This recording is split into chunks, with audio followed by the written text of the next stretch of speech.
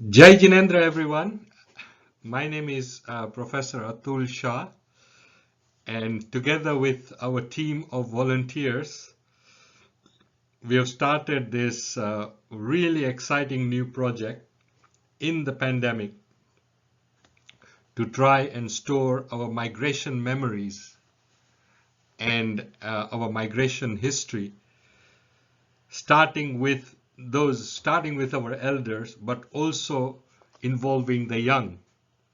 And this short presentation is to give you some practical tips about how to do it and what's in it for you. What's in it for you, your family, and your own personal culture, confidence, and identity. So come along and join us on this unique journey to protect our own history. So why is it important for us to note, record, understand, uh, transmit, and share our history? The answer is very simple. History gives us a sense of purpose, meaning, and identity.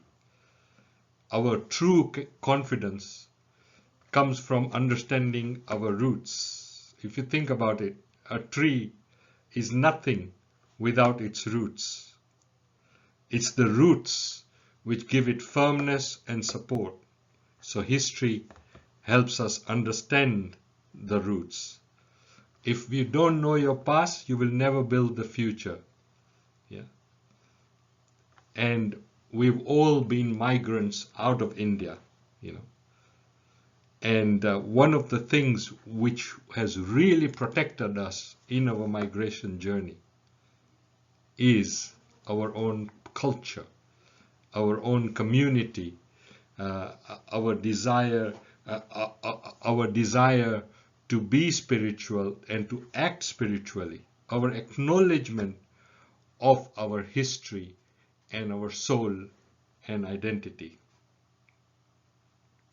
And our history has been so fascinating.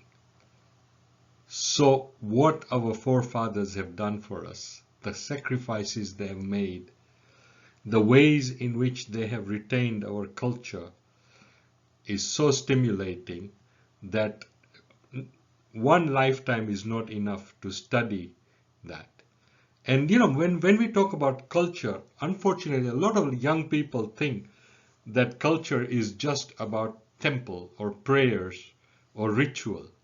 But actually, culture is about everyday life. It's about memories. It's about fathers, mothers, parents, grandparents, great grandparents. It's about the Tao. It's about the sea journey, the train journey, the plane journey. It's about learning different languages, assimilating quietly into new lands and new territories. It's about developing a new role and a new purpose in a new country. We must capture this memory before it is too late. And one very well accepted way of capturing memory by academics and social scientists all over the world today is oral history, meaning not just recorded papers and notes and minutes, but actual memories of people, memories of this journey, and memories of that past, and not just the glorified memories, but also the hardships and the struggles of that past. Now we have all the technology to record it.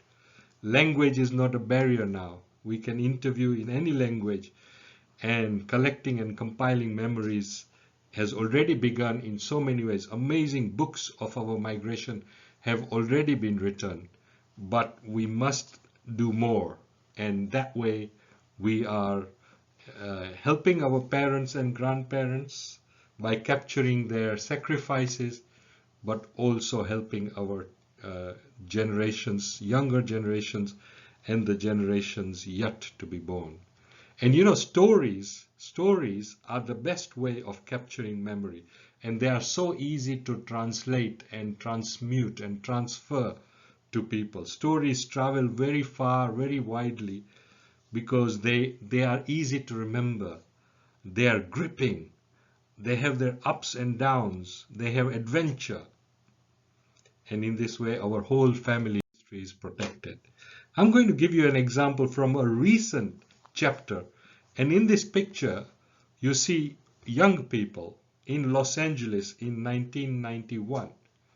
Now, this was the year in which we organized the first ever international youth exchange between the UK and North America.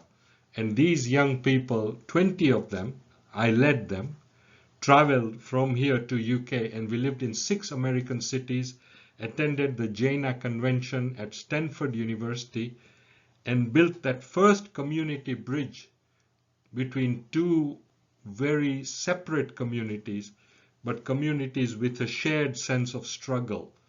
And the legacy of this trip continues to this day.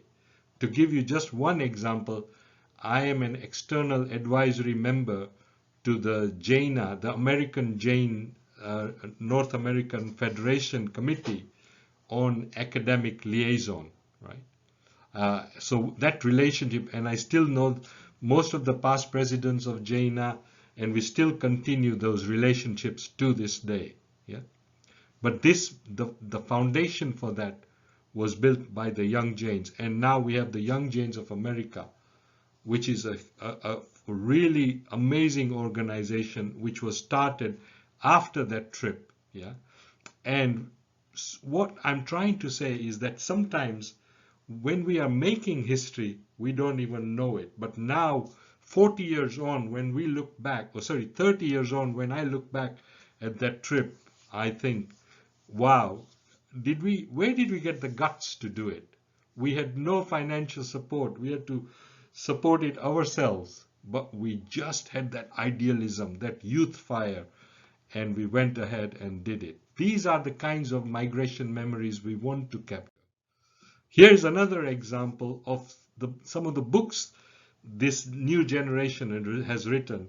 Hasmita Shah has written this amazing book called Lest We Forget, about her own family's migration journey. And she's a key part of our team of capturing this history. You may have heard of Meghraj Bank, Meghji Pethraj Shah, and his biography. And that is also a widely read book. Motiba's Tattoos by Meera Kamdar is a story of migration between Burma, India, and North America, California, via Europe. It's an amazingly well-written story, which actually we had in the Jain Spirit magazine, we had serialized. Then Kanti Shah recently has written, from Nairobi, has written the Oshwal history. Rati Dhanani from America has also written another Oshwal history. Then we have a lovely book by a young girl called Naili Nagra, which is a children's story, which I've linked here, and you can watch at your leisure. Yeah. So when you embark on this project, yeah, you will benefit at the very time that you are capturing that history, at the time that you're interviewing people and collecting those memories. The elders will feel fulfilled that someone has taken an interest in their story. Scholars are already queuing up to collect these stories so that they can write articles and books about us. Yeah, they are so excited. In fact, we are working with Ghent University on this project. Our whole community will be able to preserve its heritage and memory. And the pandemic gives us that opportunity because we have time now. We have time to sit and reflect. And, we are becoming much more reflective about what is the real meaning of life. It's not just about business and chasing about money in every opportunity. No, no, no. It's much more than that. And it will revive our family and community spirit. It'll give new energy to the fact that we are so fortunate to have a community so far away from India, a support system, a mutual extended family and support system and our young generation will make even more effort to revive and to retain this community.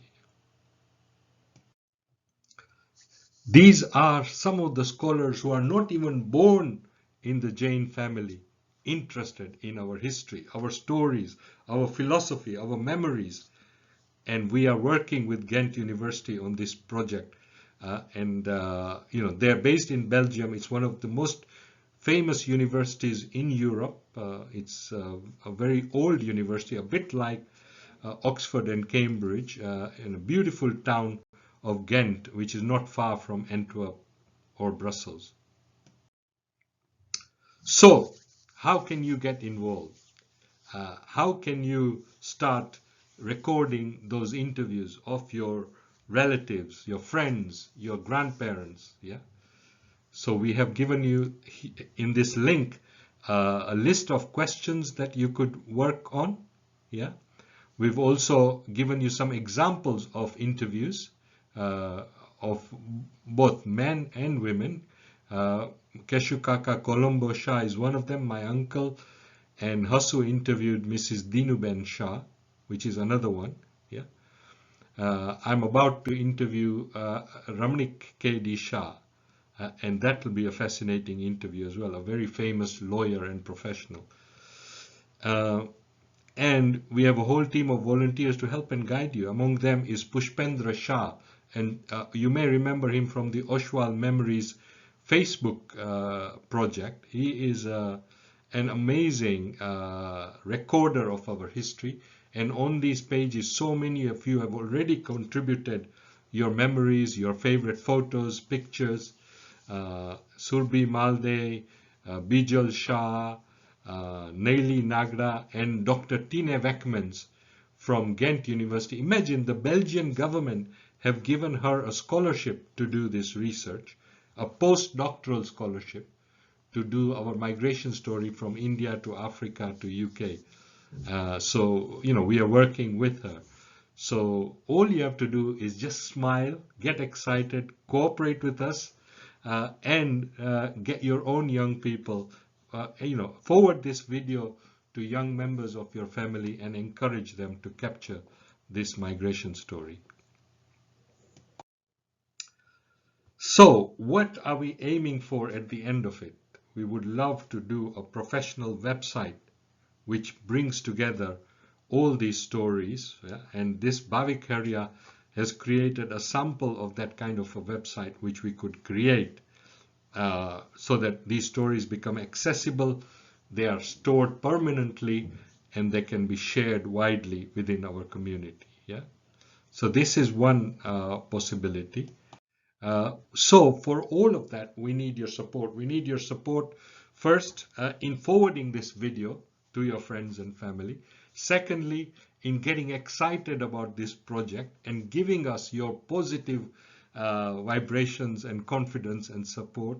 Thirdly, you could give us your time, your skill, or you could even donate money to us so that we can create a professional support network and make sure that the stories are easily searchable, they are recorded properly, they are transferred properly, and they are shared widely all over the world to empower us and to work with scholars and enable scholars to capture our own history and put it into the world history books, because it's a beautiful non-violent history.